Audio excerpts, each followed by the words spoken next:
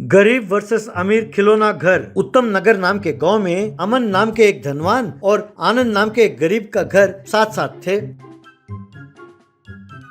अमन की पत्नी का नाम था शीला और उसकी बेटी थी पिंकी, और आनंद के पत्नी का नाम था जया और उनकी बेटी थी शशि।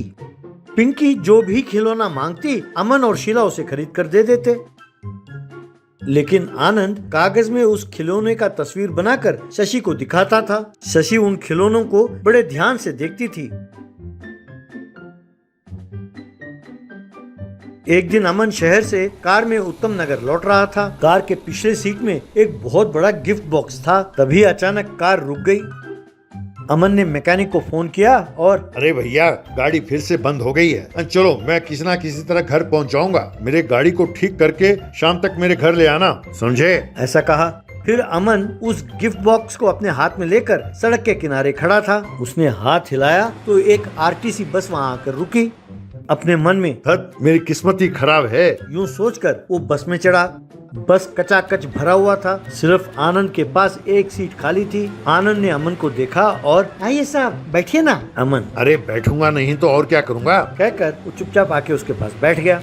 आनंद, क्यों साहब, शहर से लौट रहे हैं क्या? लगता है कि आपकी गाड़ी खराब हो गई। अमन, हाँ, इसीलिए तो तुम्हारे पास बैठना पड़ रहा है। और तुम कहाँ से आ रहे हो? आनंद, मैं भी शहर से ही लौट रहा हूँ सर। वहाँ एक काम पूरा करके मैं लौट रहा हूँ। अमन, अरे मिट्टी का काम कर रहे थे ना, अब बू आ रही है, जरा दूर बैठो। आनंद, क्या करें सर, पेट के लिए करना पड़ता है। ये गिफ्ट में है क्या सर? बिटिया के लिए। अमन, हाँ भाई, जब भी मैं शहर जाता हूँ बिटिया के लिए एक कीमती गिफ्ट लेकर आता हूँ। वैसे तुम अपनी बच्ची के लिए कुछ नहीं लेके जा रहे भाई? कम से कम सड़क के किनारे बिकने वाले वो चूड़ियाँ तो खरीद कर ले जा सकते हो ना। अब अगर बच्चों को ऐसे पालोगे तो बड़े होकर वो क्या करेंगे भाई? तुम्हारी गरीबी उससे भी चिपक जाएगा और वो भी मजदूरी करेगी। अब मुझे देखो, वो जो भी मांगती है वो खरीद कर देते हैं, उसे बढ़िया से स्कूल में पढ़ाते हैं और उसके लिए तो हमने ट्यूशन भी रखा हुआ है। वैसे जो खिलौने हम खरीद कर देते हैं उससे उसका दिमाग बढ़ता है। जानते हो इसके अंदर क्या है? Latest toy house. इससे मेरी बिटिया को घर का इंटीरियर डिजाइन कैसा होना चाहिए पता चल जाएगा। आनंद, सर हम गरीब हैं, आप जैसे हम बच्चों को कैसे पाल सकते हैं सर? आप ही बताइए। हम तो बस ये सोचते हैं कि हमारी बिटिया को 3 वक्त का रोटी दे दें, यही बहुत बड़ी बात है। ऐसे में इतनी कीमती गिफ्ट हम भला कैसे दे सकते हैं? आप ही बताइए सर, हमारा आपसे क्या मुकाबला सर? अमन, समझ गए ना? तो मेरे पास बैठने की हैसियत है तुम्हें। आनंद समझ गया। वो उठकर खड़ा हो गया। घर आकर अमन ने पिंकी को वो गिफ्ट दिया। Pinky, thank you so much daddy. ऐसा कहा। पिंकी ने उस टॉय हाउस को एक जगह रखा और उसके साथ काफी देर तक खेलती रही।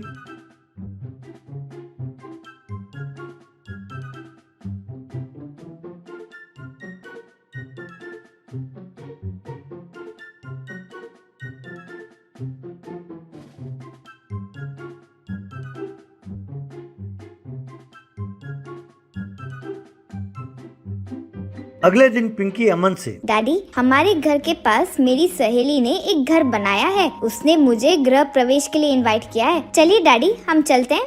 अमन, अपने घर के पास नया घर? ये अचानक कहाँ से आ गया? चलो देखते हैं। दोनों मिलकर आनंद के झोपड़ी के पास आए। वहाँ शशि ने मिट्टी का बहुत बढ़िया घर बनाया था। वो उस घर को डेकोरेट कर रही थी। ये देखकर अमन हैरान रह गया।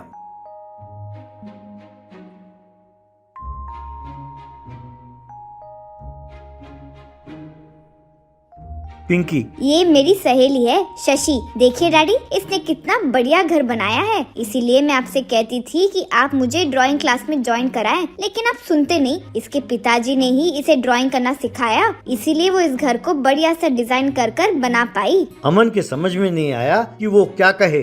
तभी आनंद एक कुर्सी लेकर वहाँ आया। आनंद, साहब आप हमारे घर आए, बहुत खुशी हुई। बैठिए ना, बैठिए। अमन, आनंद, तुम्हारे सामने बैठने की मेरी हैसियत नहीं है। इतने दिन मैं ये समझता था कि दूसरों के बनाए हुए खिलौने लाकर अपनी बेटी को दूंगा और उसकी अच्छी तरह परवरिश करूंगा, लेकिन आज तुमने साबित कर दिया है कि अच्छी परवरिश वो है जो बच्चों की सोचने की शक्ति को बढ़ाए। मैं चाहे करोड़ों रुपए खर्च करके खिलौने खरीद कर लाऊं, लेकिन तुम्हारे सिखाए हुए एक ड्राइंग के सामने ये सब एकदम बेकार हैं। तुम्हारी बेटी के बनाए हुए इस मिट्टी के घर के सामने मेरा इतना बड़ा बंगला एकदम बेकार है। आज से मैं अपनी बच्ची को तुम्हारे पास ड्राइंग सीखने के लिए भेजूंगा। वो पैसे तुम्हारे काम आएंगे। इसे भी अपनी बेटी मानकर इसे सिखाओ। आनंद, अरे इससे बढ़िया और क्या हो सकता है सर। जब मैं बचपन में ड्राइंग करता था तो किसी ने मेरा प्रोत्साहन नहीं किया सर, सब मजाक उड़ाते थे। आखिरकार मुझे मजदूर बनना पड़ा सर। इसीलिए मैं अपने बेटी को बेशक पैसे नहीं दे पाता था, लेकिन उसे ड्राइंग करना सिखाया सर। वो एक कदम आगे गई, वो मिट्टी के खिलौने और घर बनाने लगी सर। मेरी इच्छा है कि ये एक बढ़िया इंजीनियर बने। आपकी बेटी को भी मैं मन लगाकर सिखाऊंगा सर। अमन ने आनंद को प्रणाम किया। तब से पिंकी और शशि दोनों मिलकर मिट्टी के घर बनाने लगे और साथ साथ पिंकी के टॉय हाउस के साथ भी खेलने लगे। उन दोनों की दोस्ती को देखकर अमन और शीला बहुत खुश हुए।